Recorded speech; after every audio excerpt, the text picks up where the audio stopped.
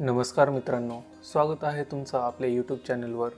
आज आपण चाललो आहेत एक भन्नाट धुक्यांनी भरलेला जंगलात हरवलेला ट्रेक करायला, ज्याचं नाव आहे अंधारवन ट्रेक। तामिनी घाटाच्या कुशीत असणारं आणि पुण्यापासून अवघ्या 2 ते 3 तासांवर असलेले हे अंधारवन म्हणजे निसर्गप्रेमींसाठी पावसाळ्यातील एक पर्वणीच। अंधारवनचा हा ट्रेक आपण ट्रेक करो या ट्रॅव्हल कंपनीसोबत करणार आहे। या ट्रेकसाठी आलेला खर्च आणि इतर महत्त्वाच्या गोष्टी मी व्हिडिओच्या शेवटी सांगणार आहे, तरी आपण व्हिडिओ शेवटपर्यंत नक्की पहा।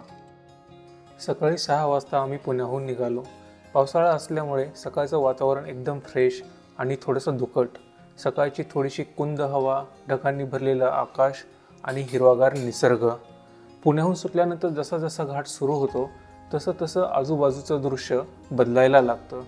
दोन्ही बाजूंनी घनदाट झाडी, मध्ये मध्ये पडणारं धुकं आणि अधूनमधून दिसणारे मुळशी धरणाचे बॅकवॉटर मन अगदी मंत्रमुग्ध होऊन जातं। तामिनी गावचा बस स्टॉप गेल्यानंतर साधारण 4 किलोमीटरच्या अंतरावर आपल्याला सावळ्या घाटाचे वळण लागते आणि हाच रस्ता पुढे पिंपरी गावात जातो, जिथून आपला अंधारवन ट्रेक चालू होणार आहे।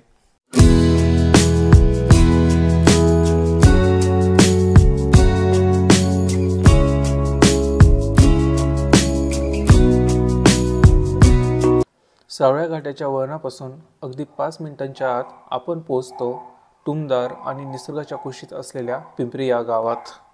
आमच्या ग्रुपसाठी नाश्ता तयारच होता।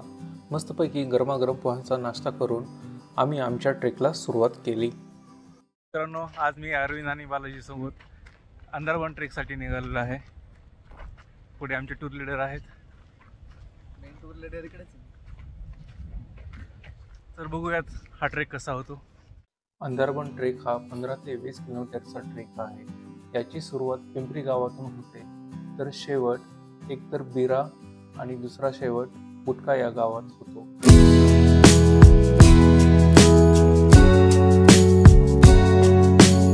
अंधारवन ट्रेक 2 कॅटेगरीमध्ये डिवाइड केला आहे, एक हाफ ट्रेक आणि एक फुल ट्रेक। हाफ ट्रेक हा 5 किलोमीटर लांब असून जो पुंडलिका व्हॅलीपर्यंत येऊन संपतो आणि हा ट्रेक आपण अवघ्या 5 तासांमध्ये कंप्लीट करू शकतो। फुल ट्रेक हा 18 किलोमीटर लांबीचा ट्रेक असून जो की पिंपरी गावापासून चालू होतो आणि एक तर बिरा गाव जिथे की देवकुंड धबधबा आहे तिथे संपतो आणि दुसरा गुटका या गावामध्ये संपतो।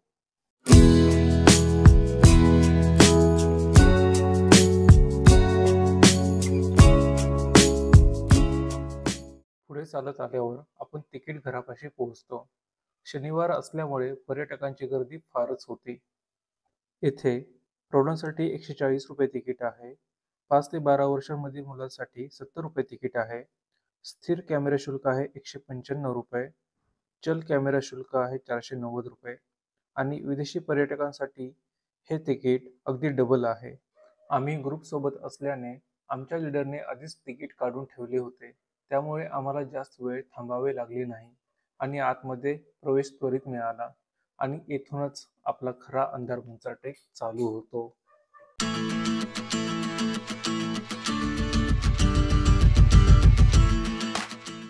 मित्रांनो, आतापर्यंतचा व्हिडिओ आवडला असेल तर व्हिडिओला लाईक, शेअर, कमेंट आणि चॅनलला सबस्क्राईब करायला विसरू नका।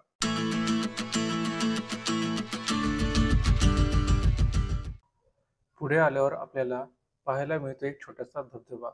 ऐकले आहे की अंधारवनच्या या ट्रेकमध्ये आपल्याला आणखीन 70 ते 80 मोठे धबधबे पाहायला मिळतील।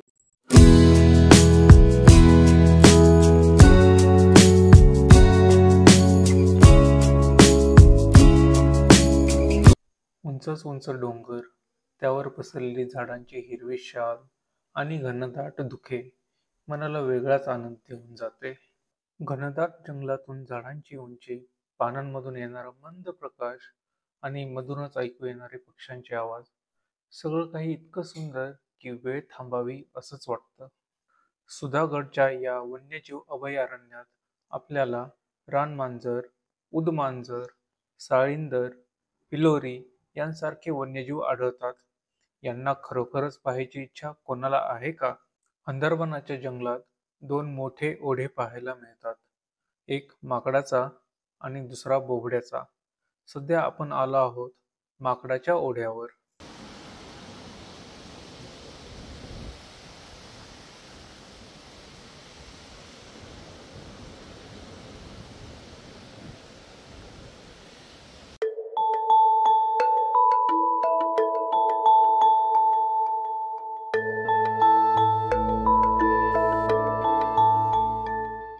बाजूला खूप खोल दरी असल्याने ठिकठिकाणी आपल्याला सेफ्टीसाठी असे रेलिंग्स पाहायला मिळतात. अंदरबनाच्या या परिसरात दरवर्षी सुमारे 6000 मिलीलीटर इतका पाऊस पडतो.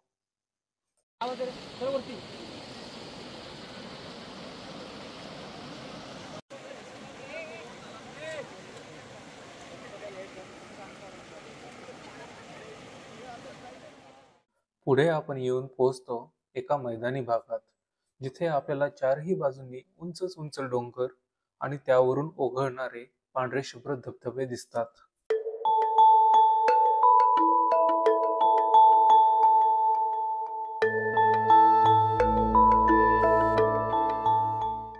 पायाखालचा मऊसर, ओलसर जमीन, जागोजागी गळून पडलेली सुकलेली पाने आणि कधी कधी एखाद्या प्राण्यांच्या पावलांचा आवाज या जंगलाची शांतता भंग करतो.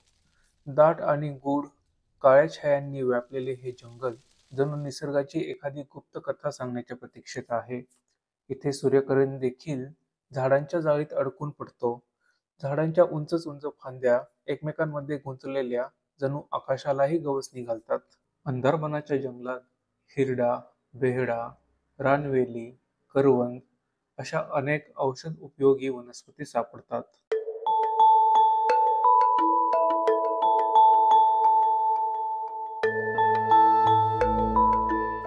पुढे येऊन आपण पोहोचतो जंगलातील दुसरा मोठा ओढा म्हणजेच बोकड्याच्या ओढ्यावर. येथे 2 ओढे एकत्र येऊन एक मोठा ओढा तयार होतो. गाईडकडून कळाले की काही वर्षांपूर्वी येथे एक दुर्घटना झाली होती. त्यामध्ये 2 ते 4 जण वाहून गेले होते. तेव्हा या ओढ्यावर हा लोखंडी पूल बांधण्यात आला आणि त्यानंतर अजून त्या ओढ्यावर तशी दुर्घटना पुन्हा झाली नाही. अंदरबनच्या ट्रेकमध्ये हा ओढा सर्वात सुंदर ओढा आहे.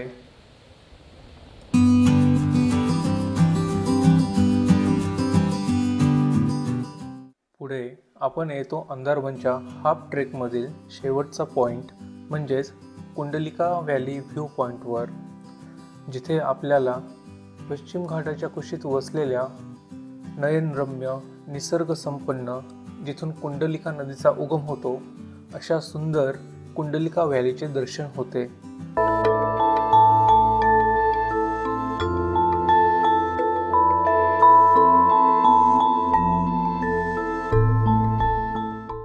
जशी वाट पुढे जाते तसा थोडा थकवा येतो.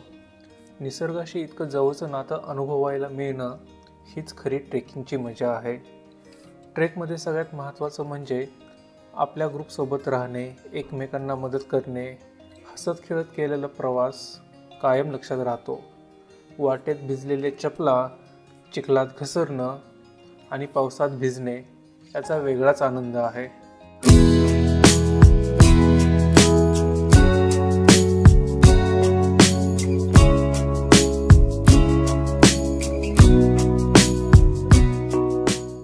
दुपारचे 3 वाजत आले होते आणि सर्वांना जाम भूक लागली होती.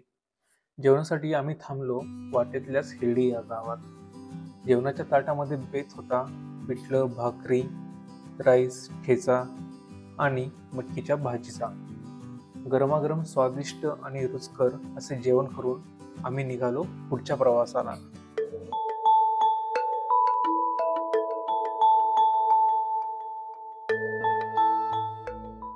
मित्रांनो, जर तुम्ही सुद्धा अंदरबनला जायचं ठरवत असाल तर काही गोष्टी लक्षात ठेवा. ट्रेक मॉडरेट लेवलचा आहे. शूज, पावसाचा कोट आणि थोडंसं खाणं सोबत ठेवा. इथे आल्यावर तुम्ही गाईड नक्कीच घ्या, कारण जंगलात चुकायला वेळ लागत नाही. आणि जेव्हा पण येणार असाल तेव्हा खात्री करून या की अंदरबनचा जंगल ट्रेक चालू आहे. आणि सर्वात महत्त्वाचे, जसं की मी आधी व्हिडिओमध्ये सांगितले आहे, अंदरबनचा ट्रेक पिंपरी गावात चालू होऊन बिरा किंवा गुटखा या गावात संपतो. जर तुम्ही खासगी वाहनांमध्ये येत असाल तर तुम्हाला शक्यतो हाफ ट्रेक करून वापस परतावे लागेल, कारण फुल ट्रेक हा पिंपरी गावात संपत नसून तो गुटखा किंवा बिरा गावात संपतो, जे की साधारण 15 ते 20 किलोमीटर वन वे आहे. या ट्रेकमध्ये आम्हाला ट्रेक करो या ट्रॅव्हल कंपनी सोबत 1500 रुपयांचा खर्च आला, ज्यामध्ये पुणे टू पुणे ट्रॅव्हल, सकाळचा नाश्ता, दुपारचे जेवण आणि अंदरबनचे तिकीट समाविष्ट होते. तर मित्रांनो, अंदरबन ट्रेक म्हणजे एक निसर्गमय जर्नी जी तुम्ही एकदा तरी अनुभवायला हवी. हा व्हिडिओ आवडला असेल तर लाईक करा, कमेंटमध्ये सांगा की तुम्हाला कोणता पार्ट सगळ्यात जास्त आवडला आणि न विसरता चॅनलला सबस्क्राईब करा अशाच भन्नाट ट्रेकसाठी. भेटू लवकरच नवीन ट्रेकसह. चला तर मग पुढच्या व्हिडिओमध्ये भेटूयात. तोपर्यंत काळजी घ्या. राम राम. जय महाराष्ट्र.